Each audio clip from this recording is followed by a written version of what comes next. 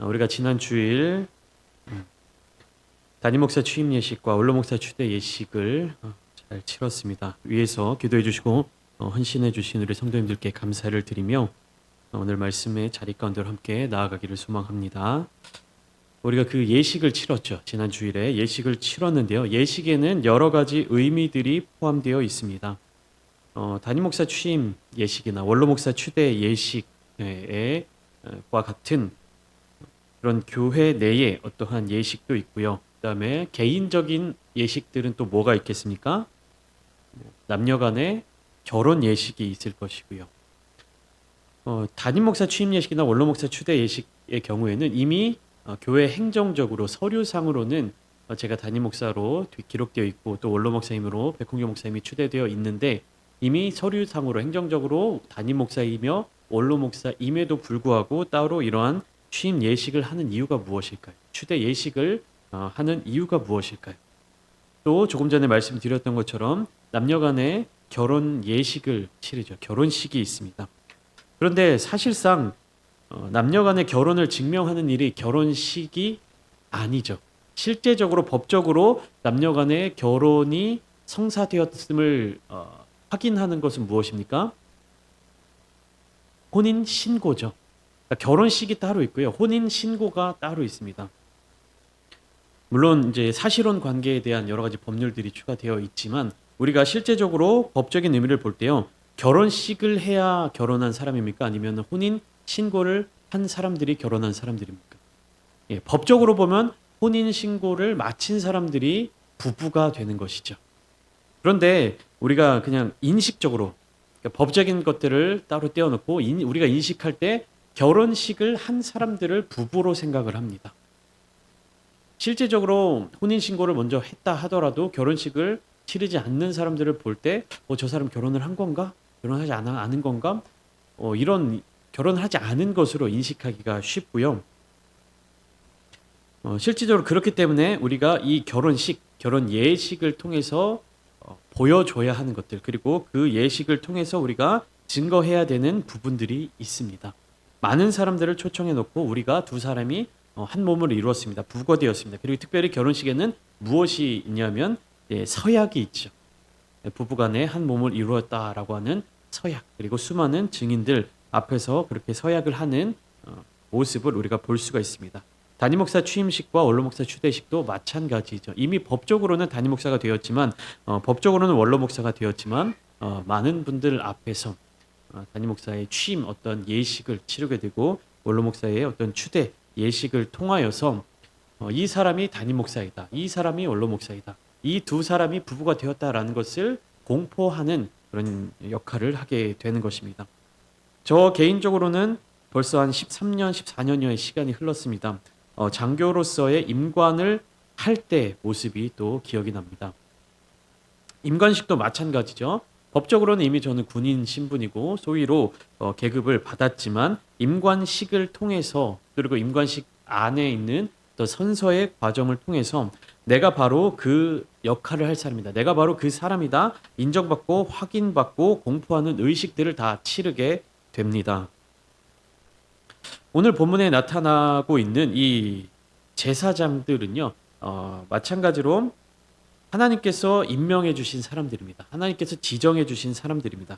그리고 출애굽기 28장을 통하여서 제사장의 옷을 어떻게 입혀야 하는지에 대해서 명령하신 하나님께서 이제 29장을 통해서 제사장의 직분을 위임하여 그들을 거룩하게 할 일에 대하여 알려주시는 겁니다. 쉽게 말하면 제사장 위임식을 거행하라 명령하시는 것이에요. 그러니까 예식을 치르라고 이야기를 하시는 것입니다. 제가 조금 전까지 설명드렸던 것처럼 의식을 치르는 이유가 무엇입니까? 예식을 거행해야 되는 이유가 무엇입니까? 우리가 그 사실을 기억하면서 본문 말씀의 자리 가운데로 들어가면 좋겠습니다.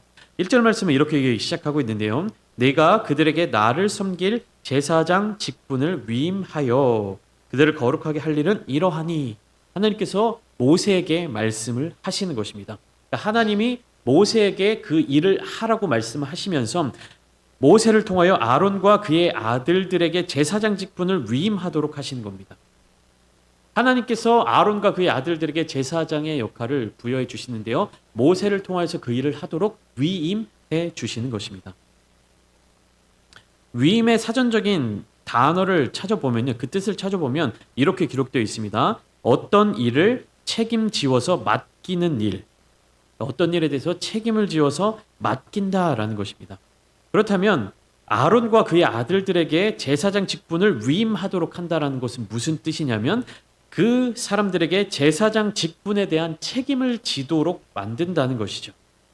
그러면 제사장 직분은 무슨 일을 하는 것입니까? 제사장은 단 한 가지 일을 하는데 무슨 일이죠? 하나님을 섬기는 일을 하는 것입니다. 즉 제사장 직분에 대한 책임을 지는 것, 제사장 위임식을 한다라는 것은요. 그 사람들로 하여금 너희가 바로 하나님을 섬기는 사람들이다. 너희가 가장 최우선적으로 인식해야 하는 것은 하나님을 섬기는 일이다라는 것을 공포하는 것이죠. 다시금 각인시키는 일입니다. 하나님을 섬기는 일에 대하여서 가장 먼저 명령하시는 일, 아니 어쩌면 유일한 명령이 무엇이냐 하면요. 바로 거룩하게 하는 일이었습니다. 성경 말씀을 쭉 살펴보면요. 이 제사장들의 역할, 제사장들의 태도, 제사장들의 의복, 제사장들의 자세 모든 것들을 통틀어서요. 하나님께서는 제사장들을 향하여서 유일하게 한 가지를 요구하십니다. 그것은 무엇입니까? 거룩한 것입니다. 거룩하게 하는 일, 거룩한 일입니다. 제사장은요. 하나님을 섬기는 자입니다. 하나님을 섬기는 일을 도맡아 하는 자들이죠.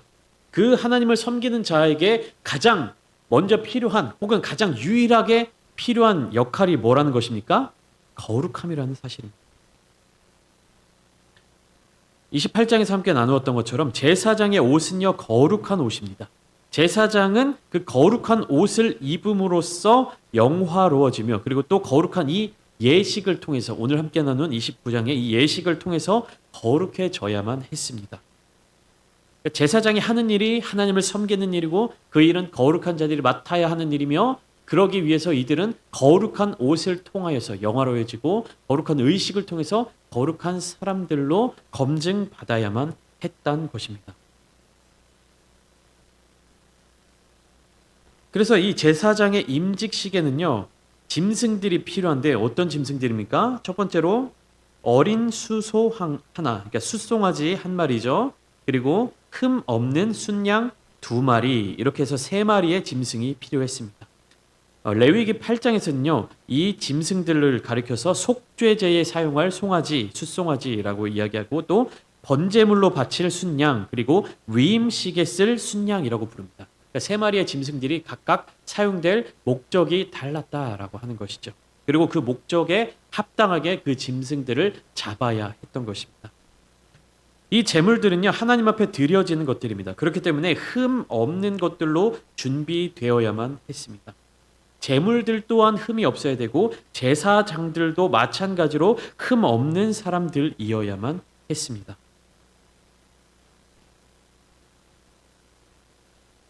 예루살렘 성전이 세워지고요. 이제 구약 시대 그 성전이 세워진 이후에 예수님 시대에 성전으로 제사를 드리러 가는 사람들은요 어떻게 해야 되냐면 자기 집에서 출발할 때부터 그 제물들을 잘 준비해야 했습니다.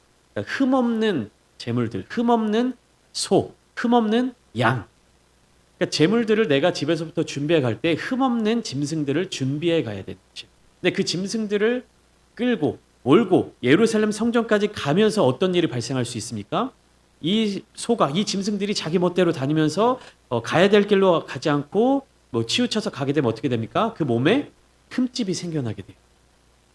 그러니까 예배를 드리는 사람, 제사를 드리는 사람은요, 제사를 준비하는 그 시작부터 제사를 드리는 모든 과정 가운데 이 정성을 들여야 되는 거예요.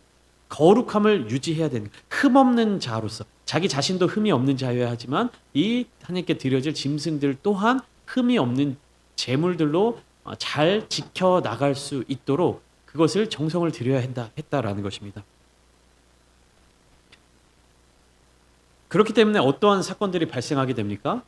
예수님이 성전 정결 사건, 성전 정화 사건을 치를 때 많은 사람들이 자기들이 집에서 제물들을 준비해 오는 것이 아니라 성전에서 그 제물들을 구입하는 그런 일들이 발생하게 되는 것입니다. 그러니까 제사가 무엇인지, 제물을 준비한다는 것의 의미가 무엇인지, 자기 자신을 정결하고 거룩하게 한다는 것이 무엇인지를 잊어버리게 된 것이죠. 그 본질을 잊어버리게 된 것입니다.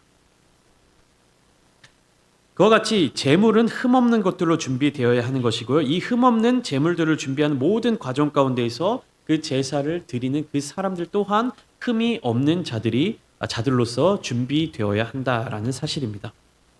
그렇다면 제사장은 누구입니까? 이 출애굽기 이때 당시에 이 말씀의 시기 가운데 제사장은 아론과 그의 아들들이었습니다. 그러면 오늘날 제사장은 누구입니까? 오늘날 제사장은 누구예요? 예배를 주관하고 예배를 준비하는 과정에 있어서 제사장적인 역할을 할 수 있는 사람들이 이제 목회자로 생각할 수도 있는데요. 그 부분도 틀린 말은 아닙니다. 그런데 베드로전서 2장 9절 말씀에는 이런 말씀이 기록되어 있습니다. 제가 읽어드릴게요. 그러나 너희는 택하신 족속이요 왕 같은 제사장들이요 거룩한 나라요 그의 소유가 된 백성이니 이는 너희를 어두운 데서 불러내어 그의 기이한 빛에 들어가게 하신 이의 아름다운 덕을 선포하게 하려 하십니다. 누구를 향하여서 왕 같은 제사장이라고 말씀하십니까? 그리스도인들을 향하여서. 예수님을 믿는 모든 사람들이 왕 같은 제사장이다라고 말씀하시는 것입니다. 제사장의 역할이 무엇입니까? 하나님을 섬기는 자입니다. 하나님의 뜻을 받들어서 하나님께 예배드리는 자입니다. 그리고 많은 백성들로 하여금 하나님께 나아오는 그 역할을 감당하는 자들이 바로 제사장들입니다. 그러니까 택하신 족속과 왕 같은 제사장들이며 거룩한 나라요 그의 소유가 된 백성이다라는 것은요. 나만 그 하나님의 택하심 받은 그 은혜 가운데서 은혜를 누리고 나만 평안을 누리고 나만 만족함을 누리라는 것이 아니라 무엇입니까? 너희를 어두운 데서 불러내어 그의 기이한 빛에 들어가게 하신 그 하나님의 아름다운 덕을 선포하는 것. 나만 하나님의 그 거룩한 빛 가운데로 들어가는 것이 아니라 아직 어두움 가운데 있는 모든 사람들을 향해서 하나님의 거룩한 빛, 예수 그리스도의 그 복음을 증거해야 하는 그 사명을 가진 모든 그리스도인들이 다 제사장이다라는 것입니다.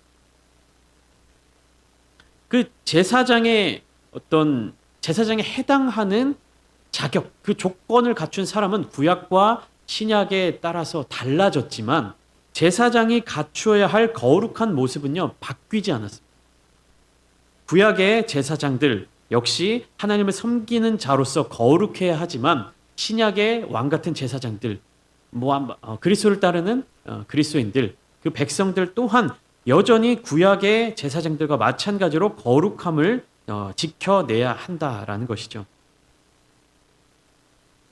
흠이 없는 사람, 온전한 사람, 제물은 흠이 없는 것들로 준비되어야 한다고 말씀드렸습니다. 근데 그 흠이 없다라는 것은 무엇이냐면요, 온전하다라는 것을 뜻합니다. 이것이 구약의 제사의 자리 가운데서는요, 온전한 제물들, 흠이 없는 제물들을 의미하지만 신약 시대에 들어와서 혹은 제사의 어떤 역할이 다른 역할들로 바뀌었을 때는 무엇이냐면 온전하다, 흠없다라는 것은요, 하나님과의 관계에 있어서 부족함이 없다라는 것을 뜻합니다. 하나님과의 관계에 있어서 거리낌이 없다라는 것을 의미합니다. 그러니까 하나님과의 관계에 있어서 내가 어떠한 거리낌이 있지는 않은가를 점검해 보아야 한다는 것입니다. 우리 자신이 제사장으로서 거룩한 자로서 세워짐과 동시에 우리가 준비해야 하는 이런 제물들, 우리가 준비해야 되는 그러한 것들이 우리 자신을 돌아봤을 때 흠이 없는 사람이어야 한다는 겁니다. 하나님과의 관계에 있어서 우리를 가로막고 있는 것이 존재해서는 안 된다라는 사실입니다. 그렇기 때문에 구원은요, 하나님의 구원의 역사, 예수 그리스도의 그 구원 역사는요, 우리로 하여금 흠이 없는 자들로, 거룩한 자들로, 부족함이 없는 자들로 회복하는 과정을 의미합니다. 하나님과의 관계에 있어서 우리는 부족해서는 안 돼요. 우리는 흠이 있어서는 안 됩니다. 그러나 우리는 날 때부터 죄인이기 때문에 흠이 있는 자들입니다. 자, 우리의 그런 흠을 메워주는, 우리의 죄를 씻어주기 위해서 예수 그리스도께서 바로 십자가를 지셨던 것입니다. 이와 같이 제사장의 역할, 그리고 하나님 앞에 나아가는 그리스도인들의 모습이 거룩한 자들이 되어야 한다는 것입니다. 그리고 이 위임식, 이 제사장 위임식의 모든 과정에 중점적으로 우리가 집중해야 될 부분은 무엇이냐면 이 제사장을 거룩하게 하는 것, 성결하게 하는 것, 정결하게 하는 것이다 라는 사실이죠. 2절과 3절 말씀에는 이제 위임식에 사용할 음식들에 대해서 기록하고 있습니다. 2절에는 이렇게 기록되어 있죠. 무교병과 기름 섞인 무교 과자와 기름 바른 무교 전병을 모두 고운 밀가루로 만들어야 한다. 세 가지 음식이 나타나는데 다 무엇이 핵심입니까? 무교. 그러니까 누룩을 넣지 않는다라는 것입니다. 이스라엘 자손들이 이 누룩을 넣지 않는 빵, 무교병을 처음 먹은 때는 언제입니까? 이 출애굽기 안에서 애굽 땅에서 나오게 된 날, 애굽 땅에 10번째 재앙이 임하는 날, 바로 유월절이죠. 이 유월절에 하나님의 명령을 따라서 이스라엘 자손들은요, 이 무교병을 먹었습니다. 출애굽기 12장 17절 말씀을 보시면 너희는 무교절을 지키라. 이날에 내가 너희 군대를 애굽 땅에서 인도하여 내었음이니라. 그러므로 너희가 영원한 규례로 삼아 대대로 이 날을 지킬지니라. 그러니까 무교절, 누룩 들어가 있지 않는 빵을 먹은 그 날을 기억하여 절기로 지키라고 하나님이 명령하셨던 것입니다. 그렇다면 왜 무교절을 지키도록 말씀하셨는가? 그리고 이 무교병이 가지고 있는 의미는 무엇인가라는 것을 우리가 생각을 해보면요. 예수님의 말씀을 기억하면 좋겠습니다. 예수님이 뭐라고 말씀하셨냐면 바리새인과 사두개인의 누룩을 주의하라 이렇게 말씀하셨어요. 그러니까 그들의 교훈, 그들이 외식하는 것, 그러니까 부풀리는 거잖아요. 누룩은요. 그럼 부풀리는 것 없이 온전하게 하나님과의 관계에 있어서 하나님의 말씀에 있어서 그 명령을 순종하며 하나님과의 어떤 관계를 지켜나가는 것이 바로 무교병이 의미하는 것입니다. 하나님의 구원의 역사, 하나님의 구원의 날을 기억하는 날이 바로 유월절, 무교절인 것과 마찬가지로 우리의 믿음, 우리의 신앙, 우리 어떤 예식의 자리 가운데 이 누룩과 같은 것들이 포함돼서는 안 된다라는 것입니다. 바울은 고린도전서 5장 6절부터 8절까지 말씀을 통해서 이렇게 이야기합니다. 너희가 자랑하는 것이 옳지 아니하도다. 적은 누룩이 온 덩어리에 퍼진 것을 알지 못하느냐? 너희는 누룩 없는 자인데 새 덩어리가 되기 위하여 묵은 누룩을 내버리라. 우리의 유월절 양 곧 그리스도께서 희생되셨느니라. 이러므로 우리가 명절을 지키되 묵은 누룩으로도 말고 악하고 악의에 찬 누룩으로도 말고 누룩이 없이 오직 순전함과 진실함의 떡으로 하자. 바울은 이렇게 고백합니다. 그러니까 누룩이 없다는 것은 무엇을 의미하냐면 순수함을 의미합니다. 무교병은요, 순수함을 의미합니다. 순전함을 의미합니다. 다른 것이 섞이지 않는 것을 의미합니다. 재료 그 자체의 본질을 의미하는 것입니다.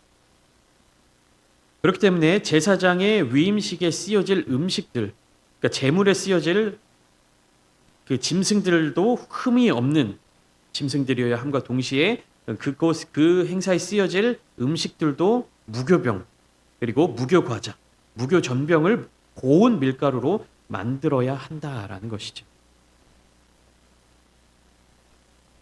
그리고 4절 말씀을 보면 너는 아론과 그의 아들들을 회막문으로 데려다가 물로 씻겨라 라고 명령을 이어가십니다. 물로 씻기는 것은 물을 붓는 것을 의미합니다. 이것은 성결하게 하는 것, 세례의 의미를 포함하고 있는 것입니다. 아론과 그의 아들들, 제사장들은요, 하나님의 일을 하는 데 있어서 늘 손과 발을 씻음으로 나아가야만 있습니다. 우리가 밥 먹기 전에 손을 씻는 습관을 들이는 것처럼 하나님 앞에 예배자로 나아가는, 하나님 앞에 제사장으로 나아가는 자들은 항상 깨끗함을 유지해야 된다는 것이, 거룩함을 유지해야 한다라는 것입니다. 이 거룩함에 대한 이야기들이 5절, 6절로 쭉 이어지고 있는데요. 거룩한 의복들을 입혀야 한다라고 그 내용들이 이어지고 있습니다. 출애굽기 28장에서 명령하신 거룩한 제사장의 옷들을 아론에게 입히는데 속옷과 에봇 받침 겉옷과 에봇을 입히고 흉패를 달고 에봇에 정교하게 짠 띠를 띠게 하고 이렇게 하나하나 정결하고도 정교한 모습으로 제사장의 어떤 의복을 갖추어 입도록 만듭니다. 근데 그 중에서 6절 말씀이 핵심이 되는데요. 그의 머리에 관을 씌우고 그 위에 거룩한 패를 더하고 이렇게 되어 있는데요. 머리에 관, 모자를 쓰고 거기에 거룩한 패를 이제 더하게 되는데요. 그 거룩한 패에는 어떠한 글귀가 쓰여져 있었습니까? 지난 시간에 함께 나눴던 여호와께 성결이라는 글씨가 그 폐에 쓰여져 있습니다. 그러니까 제사장의 의복을 모두 갖추고 나면 그 머리에 제사장 머리에 무엇이 적혀져 있는 것입니까? 여호와께 성결이라는 말이 그 단어가 쓰여져 있었다라는 것입니다. 제사장들은 거룩한 일을 행해야 하며 그들이 항상 잊지 말아야 할 것은 하나님 앞에서 성결한 자가 되는 것이었어요. 하나님 앞에서 거룩한 자가 되어야 하는 것이 그들이 항상 잊지 말아야 할 일이었습니다. 그리고 제사장의 그 머리에 폐에 여호와께 성결이라는 단어가 그 글귀가 쓰여져 있다는 것은 무엇입니까? 제사장을 만나는 모든 사람들 또한 그 여호와께 성결이라는 말을 보게 된다라는 것입니다. 예배를 드리러 제사를 드리러 나오는 모든 사람들 그들이 반드시 보게 되는 글귀가 무엇입니까? 여호와께 성결. 하나님 앞에 거룩한 자들이 되는 것. 이스라엘 백성들 하나님이 불러주신 이스라엘 백성들이 가지는 핵심 가치가 무엇입니까? 내가 거룩하니 너희도 거룩할지니라. 하나님께서 명령하신 그 거룩함, 그 성결함을 그들은 예배의 자리 가운데에서 반드시 기억해야 했습니다. 제사장이 그렇게 위대한 그리고 그렇게 아름다운 의복을 입게 되면 어떤 마음이 들게 됩니까? 내가 특별한 사람이 되었구나. 제사장이 무엇인가 대단한 사람처럼 느껴지게 됩니다. 그러나 제사장을 바라보는 이스라엘 백성들 또한 그리고 제사장 그 자신 또한 항상 무엇을 기억해야 되는 겁니까? 우리가 하나님 앞에 성결해야 되는구나. 우리가 하나님 앞에 거룩한 자들이 되어야 하는구나. 즉 이스라엘 자손들은요 제사장을 바라보는 것이 아니라 이 제사장을 통하여 하나님을 바라보아야 하는 것입니다. 제사장들 또한 자기 자신이 위대해지는 것을 추구하는 것이 아니라 나를 통하여 하나님께 예배를 드리고 제사를 드리고 하나님을 위대한 분으로 섬겨야 하는 것입니다. 오늘날을 살아가는 우리들 또한 이마에 여호와께 성결이라는 이 말을 새기고 살아가야 합니다. 그러한 띠를 띠고 살아가지는 못하지만 우리를 바라보는 모든 사람들이 하나님 앞에 성결해야 함을 깨닫게 되는 것이고요. 우리를 통하여서 하나님 앞에 거룩하게 나아가기로 결단하게 만들어야 합니다.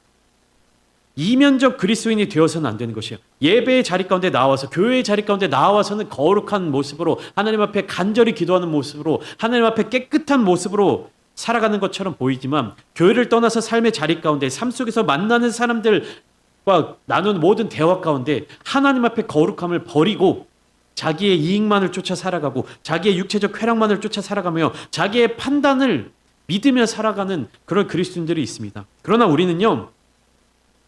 이 제사장들이 그의 이복, 그의 머리에 여호와께 성결이라는 패를 두르고 살아갔던 것처럼 우리 이마에 바로 여호와께 성결이라는 그 글귀를 새기고 살아가는 것처럼 살아가야 한다는 것입니다. 누구나 우리 그리스도인들을 보면서 하나님 앞에 성결해야 되는구나. 정말 진정 그리스도인들은 하나님 앞에 거룩한 삶을 살아가야 되는구나. 그러니까 누가 보더라도 그리스도인으로서 살아가는 누가 보더라도 하나님 앞에 깨끗하고 정직하게 살아가는 자의 모습을 갖추어야 한다는 것입니다. 누구든지 우리를 보면서 하나님을 느끼게 만들어야 되는 것입니다. 누구든지 우리를 보면서 하나님 앞에서 성결하고 정결한 자가 되어야 한다는 것을 보여주어야 한다는 것이. 전도가 무엇입니까? 전도를 어떻게 하는 것입니까? 우리가 하나님 앞에 성결한 사람, 우리가 하나님 앞에 거룩한 사람이 되는 것이 바로 전도의 방법입니다. 우리가 하나님 앞에 성결한 삶을 살아가지 못한다면, 우리가 하나님 앞에 정결한 모습을 갖춰 살아가지 못한다면, 우리가 하나님 앞에서 떳떳하게 살아가지 못한다면 우리가 어떻게 다른 사람들에게 하나님의 이 말씀을 증거하고 하나님의 이 도를 증거하고 예수 그리스도의 복음을 전할 수 있겠습니까? 내가 하나님 앞에서 떳떳하지 못한데 내가 어떻게 하나님의 말씀을 다른 사람들 앞에서 증거할 수 있겠습니까? 우리는 반드시 하나님 앞에 성결해야 합니다. 반드시 우리는 하나님 앞에서 거룩해야 합니다. 우리는 우리의 모든 죄악된 모습들을 하나님 앞에 회개하고 돌이키고 깨끗하게 만들어야만 합니다. 그것이 우리의 의무입니다. 제사장은요, 거룩한 자들이 되어야만 하는 것이, 깨끗한 자들이 되어야 하는 것입니다. 제사장이 깨끗하지 못하면요, 제사장이 거룩하지 못하면요, 온 이스라엘 자손들이 죄악 가운데 빠져 있게 될 수밖에 없습니다. 모든 이스라엘 백성들의 죄를 대표해서 하나님 앞에 1년에 한 번 지성소로 나아가서 그것을 속죄하는 역할을 하는 제사장이 그 자신이 거룩하지 못하면, 그 자신이 깨끗하지 못하면 어떻게 다른 사람들의 죄를, 대신 감당하는 그런 역할을 할 수 있겠습니까? 어떻게 다른 사람들의 죄를 하나님 앞으로 인도하는 역할을 할 수 있겠습니까? 우리는 흠이 없는 자들이 되어야 합니다. 우리는 거룩한 자들이 되어야 됩니다. 우리는 정결한 자들이 되어야 합니다. 그리고 그렇게 할 수 있습니다. 성령의 도우심으로, 성령의 인도하심으로. 7절 말씀을 보면요. 관유를 가져다가 그의 머리에 부어 바르고 8절 그의 아들들을 데려다가 그들에게 속옷을 입히고 동일하게 아론의 아들들에게도 동일하게 제사장의 위임식을 거행하는 모습을 나타내 보여주고 있습니다. 관유를 머리에 붓는다. 기름을 머리에 붓는다. 이 기름 부음은요. 권위를 상징합니다. 능력을 힘입는다라는 것을 의미합니다. 구약 시대에는 기름 부음을 받는 직분이 세 가지가 있습니다. 첫 번째 제사장이고요. 두 번째 선지자고요. 세 번째 왕입니다. 이 세 직분이 기름 부음을 받는 대상입니다. 오늘날 우리들에게 기름 부음을 받는다는 것은 무엇입니까? 하나님의 은혜가 부어진다는 것을 뜻하고요. 성령의 충만함을 뜻합니다. 구약시대의 제사장들에게 관유를 가져다가 그 머리에 기름을 부어 바르는 것처럼 오늘날 우리 그리스도인들은요. 성령 충만함으로 살아가야 합니다. 성령의 기름 부으심을 받아야만 합니다. 은혜가 부어져야만 합니다. 그렇게 될 때 우리는 거룩한 사람, 깨끗한 사람, 성결한 사람으로 살아갈 힘을 얻게 되는 것입니다. 우리는 그것을 위해서 기도해야 됩니다. 우리는 거룩한 사람이 되어야 합니다. 깨끗한 사람이 되어야 합니다. 거룩해야만 하는 사람들이 바로 우리 그리스도인들이라는 사실입니다. 이 죄악으로 가득 차 있는 세상 가운데 정결함으로, 거룩함으로 예수 그리스도의 그 복음을 전한 자들이 되십시오. 그러기 위해서 우리는 깨끗해야만 합니다. 거룩해야만 합니다. 그러나 우리의 힘으로는 할 수 없습니다. 인간의 능력으로는 할 수 없습니다. 성령의 도우심이 아니고서는 우리는 그 일을 행할 수 없습니다. 주님만을 바라보십시오. 성령의 은혜를 간구하십시오. 성령 충만함을 위해서 간절히 기도하십시오. 기도하지 않으면, 구하지 않으면 우리는 성령 충만함을 힘입을 수 없습니다. 오늘 이 시간 함께 기도하실 때 하나님, 우리를 거룩한 백성들로 불러주심에 감사를 드립니다. 우리가 그런 거룩한 백성으로서의 사명을 감당하게 하여 주시니 감사를 드립니다. 우리의 능력으로는 할 수 없습니다. 주님의 도우심이 반드시 필요합니다. 성령 충만함으로 그 일을 해낼 수 있도록 우리에게 성령으로 충만함을 부어 주시옵소서. 성령의 기름 부으심을 우리에게 임하게 하여 주시옵소서. 오늘 이 시간 기도하실 때 그렇게 간구하시며 주님께서 베풀어 주시는 놀라운 은혜와 능력을 충만하게 경험하는 우리 귀한 성도님들 다 되시기를 예수님의 이름으로 축원합니다.